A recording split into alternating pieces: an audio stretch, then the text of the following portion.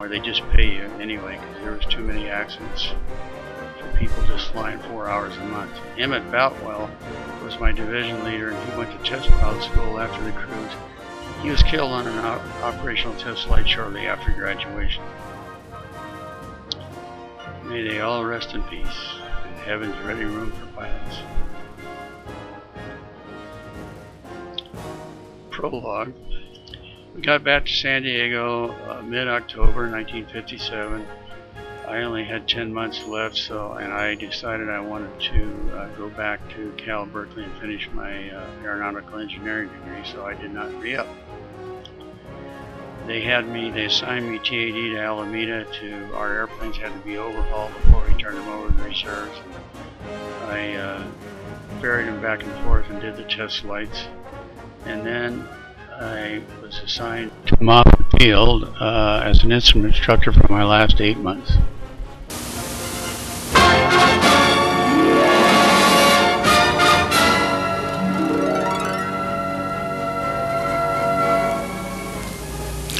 Is there a pacemaker in the house? Oh! Introducing the pacemakers of the 1957 Lexington cruise.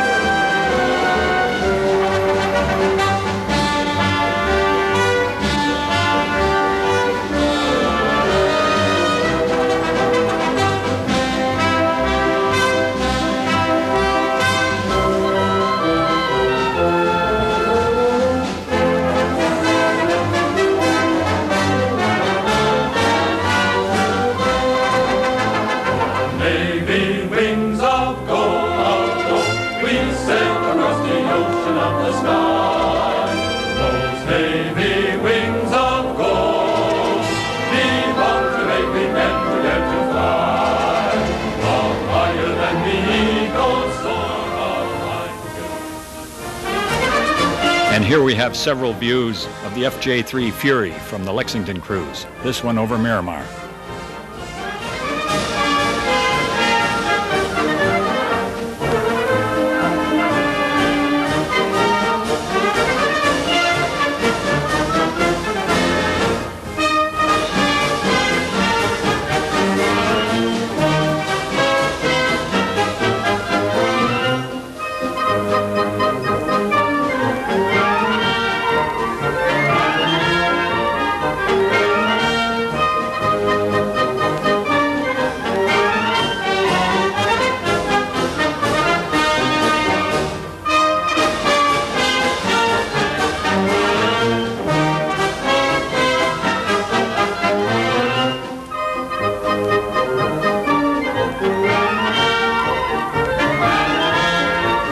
Here's our CAG, Bob Elder on the right.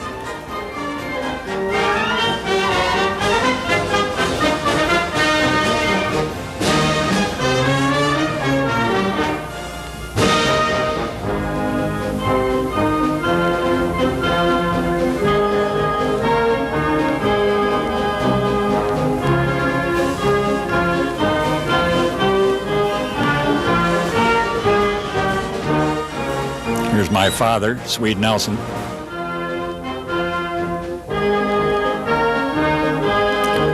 Charlie bought out every camera in Japan, I think. Notice John Parrish's shirt, no buttons.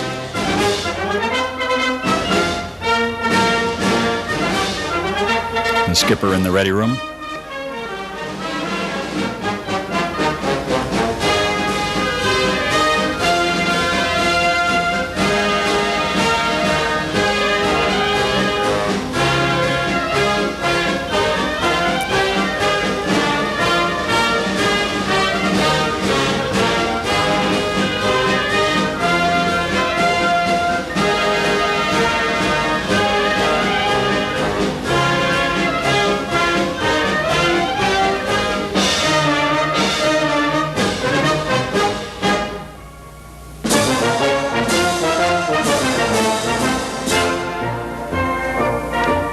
This was out in Thieves Alley. This was taken the afternoon of Tom Glynn's accident. In the ready room at Atsugi.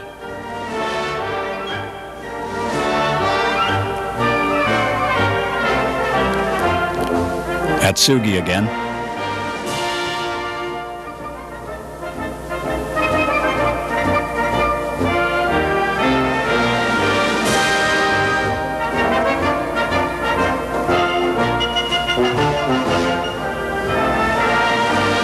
Ed was our AI officer.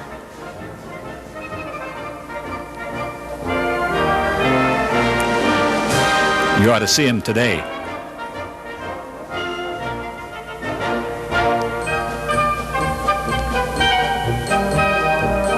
That's Ed Malotz in the BOQ at Atsugi. And Bill Coase.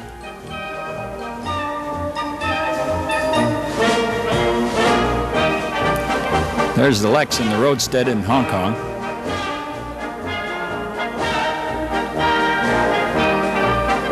In 1993, I commissioned Stan Stokes to do a Fury coming aboard the Lex. You can see the results there. In 1994, I had a reunion party for the 56-57 group at my home in Costa Mesa. We had a good turnout. Not pictured was Bob Elder. He showed up for the first hour or two, but he had another commitment in Palos Verdes. But as you can see, we had a good turnout. I'm sure you recognize everybody. Dick Kiner, myself, my wife Barbara.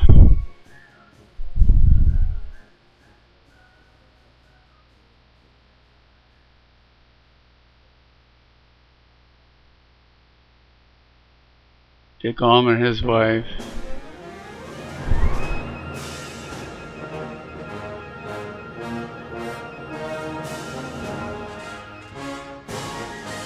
This was breakfast the next morning.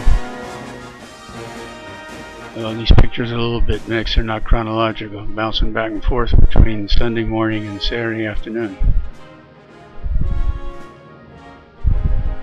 Bill Sipes did the honors on the grill. Everybody looking at the scrapbook and cruise book. Hal Sherman, Dick Allman.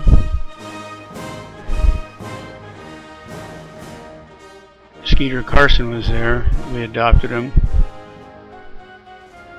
He was on the 55-56 cruise as a pacemaker. Now we're in San Diego for a reunion. I didn't have many shots from this. Went aboard the Ronald Reagan. You can see a few shots here.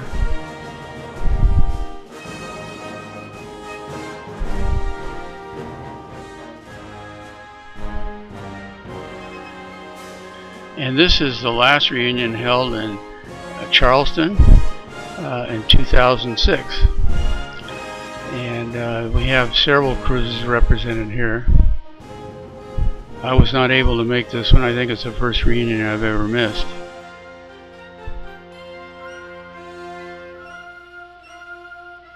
Oh, I made a mistake. Back when I just had a few shots, that was the Tailhook reunion in 2001. San Diego reunion was 2004. Tailhook reunion is in Sparks, Nevada, or Reno, Nevada.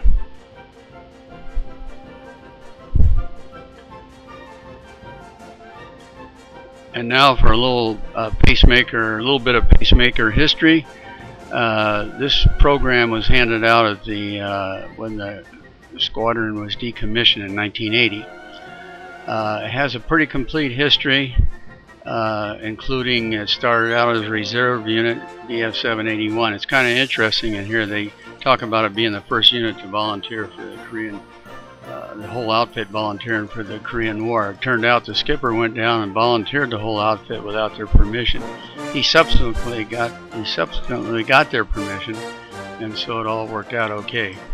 And they talk about getting a couple MiGs. Actually, Royce Williams is still alive and kicking, and he actually got both MiGs, and he thinks he got three. And there's a Russian website now that says 4 of the airplanes didn't return. 4 out of the 7 didn't return to Vladivostok that day. That's kind of an interesting thing too. You can see they left out our cruise and the Hancock cruise in that history. Otherwise, it's pretty good. You may have to pause on the history write-ups because they may not be long enough for you to read.